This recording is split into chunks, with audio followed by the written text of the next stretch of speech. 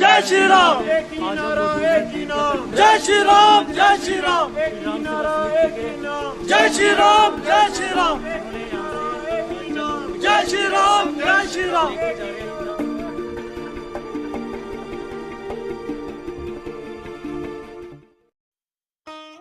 5 अगस्त को अयोध्या में बनने वाले भव्य श्री राम मंदिर के निर्माण का कार्य शुरू होने वाला है। प्रधानमंत्री श्री नरेंद्र मोदी इसकी आधारशिला रखेंगे। इसके साथ ही उन करोड़ों लोगों का सपना साकार होगा जो 1992 के श्री राम जन्मभूमि आंदोलन में शामिल हुए थे। अयोध्या पहुंची कार्यसेवकों की भीड़ में एक जुनूनी युवा भी शामिल था जो बांदा जिले का रहने वाला था, जो बाद में भारतीय पुलिस सेवा में चयनित होकर अफसर बना और वर्तमान में मध्य प्रदेश डीजीपी के पद पर कार्यरत है। नाम है राजा बाबू सिंह। राजा बाबू सिंह की कहानी बड़ी रोमांचक भी है और अलग तरीके की भी। असल में इनका जन्म हुआ यूपी के निपट देहात इलाके बांदा जिले के ग्राम पचनेही में एक राजपूत परिवार में। उन्होंने प्राथमिक शिक्षा अपने गांव में पाई और 12th करने के लिए झांसी आ गए। एक बार इंटर की परीक्षा पास की तो फिर वहां से कूच किया इलाहाबाद का, क्योंकि उत्तर प्रदेश की श्रेष्ठतम पढ़ाई का केंद्र इलाहाबाद ही हुआ करता था। वहां उन्होंने 9 साल गुजारे और बीए करने के बाद दर्शन शास्त्र में एमए किया। भारतीय दर्शन ने उन्हें गीता के प्रति आकर्षित किया। उन्होंने इसी में रिसर्च करने की सोची और यूजीसी की जेआरएफ परीक्षा में बैठे और रिसर्च में के लिए चुन लिए गए। उधर उन्होंने दोस्तों की देखा देखी सिविल सर्विसेज की परीक्षा की तैयारी शुरू की। दोस्त कोचिंग कर रहे थे, लेकिन राजा बाबू की जिद थी कि वे पास हों या ना हों, लेकिन कोचिंग की वैसाखी का सहारा नहीं लेंगे। इसका नुकसान भी हुआ। वे 2 बार असफल रहे, लेकिन उन्होंने असफलता को चुनौती में बदला। संकल्प पूरा हुआ। वे 1992 में आईपीएस सिलेक्ट हुए और एमपी कैडर मिला। अब कहानी राम जन्मभूमि आंदोलन से जुड़ने की। 90 के दशक में पूरा देश इस आंदोलन का सहभागी था। देश भर से कार सेवक नारे लगाते, राम लला हम आएंगे, मंदिर वहीं बनाएंगे, बच्चा बच्चा राम का, जन्मभूमि के काम का नारे लगाते हुए अयोध्या की तरफ जा रहे थे। तो इलाहाबाद विश्वविद्यालय के छात्र राजा बाबू सिंह ने भी अयोध्या जाकर कार सेवा करने की सोची।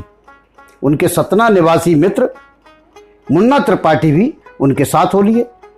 दोनों अयोध्या पहुंचे और उत्साह, उमंग और उन्माद के बीच रामलला के दर्शन किए।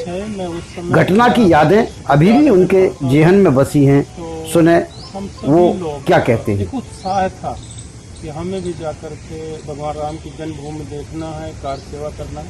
तो मैं गया था वहाँ पे, मैंने भगवान राम के, रामलला के दर्शन किए, कार सेवा की थी और मत्था टेका था और अभिलाषा प्रकट की थी, प्रार्थना की थी। एक दिन भगवान राम का बहुत ही भव्य मंदिर यहाँ पर बनेगा और मुझे लगता है पूरे हिंदुस्तान के लिए, सभी जाति धर्म के लोगों के लिए ये गर्व का विषय है। भारतीय संस्कृति की क्लाइमैक्स स्थापित हो रहा है कि भगवान राम के मंदिर का शिलान्यास हमारे माननीय प्रधानमंत्री जी 5 अगस्त को कर रहे हैं। ये हम सभी भारतवासियों के लिए गर्व का विषय है और मैं भी गर्व महसूस करता हूँ, फख्र महसूस करता हूँ कि मैंने उस समय कार सेवा की थी और मुझे बहुत रोमांच हुआ था, आनंदित हुआ था मैं।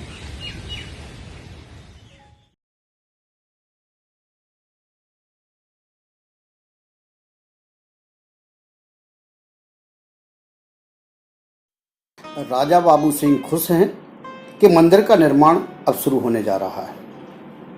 पुलिस की नौकरी होने के बावजूद वे अपने को आध्यात्म में सराबोर करते रहे। मध्य प्रदेश में उन्हें गीता वाला अफसर भी कहा जाता है। क्योंकि वे खाली समय में स्कूल, कॉलेज, सामाजिक संस्थाओं के बीच जाकर लोगों को गीता का दर्शन समझाते हैं और गीता की प्रति भी भेंट करते हैं।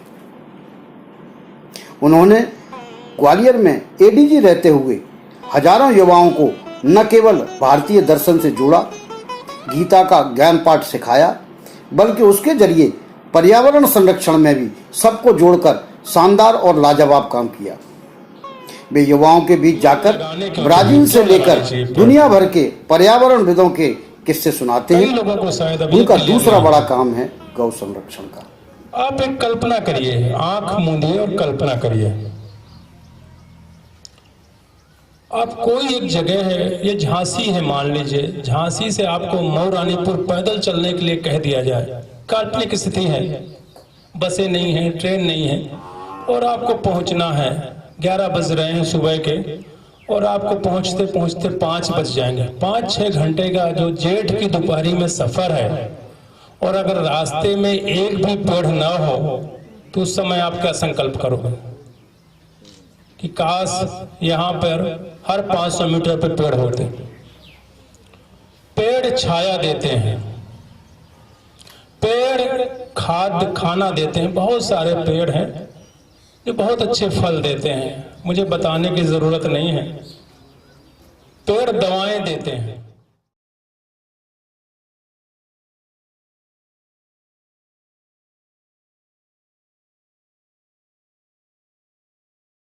उन्होंने साधु संतों से मिलकर रानी घाटी के उस घनघोर जंगल में मंगल करने की सोची, जहां 2 दशक पहले तक किसी का जाना ही संभव नहीं था। तब के खूंखार डकैत गडरिया गैंग, रावत गैंग इसी इलाके में संरक्षण पाते थे और यहाँ इनका एक छत्र राज था। पुलिस भी वहाँ अकेले जाने में हिम्मत नहीं जुटा पाती थी। उन्होंने सरकार से, प्रशासन से आग्रह किया कि उस बीहड़ को गौ अभयारण्य में बदले। इसके लिए उन्होंने साधु संतों को इकट्ठा किया और साधु संतों की मदद से यहाँ गौ अभयारण्य बनाने की शुरुआत की। प्रशासन ने यह जमीन साधु संतों को दी। इस जमीन को दिलवाने में राजा बाबू सिंह ने बहुत महत्वपूर्ण भूमिका अदा की। फिर हर खाली समय का इस्तेमाल उन्होंने इस अभयारण्य को तैयार करने के लिए किया और अब यह लगभग बनकर तैयार है और संभवतः यह देश का पहला गौ अभयारण्य होगा जो इतना भव्य, इतना आकर्षक है कि यहाँ फिल्मों की शूटिंग भी की जा सकती है।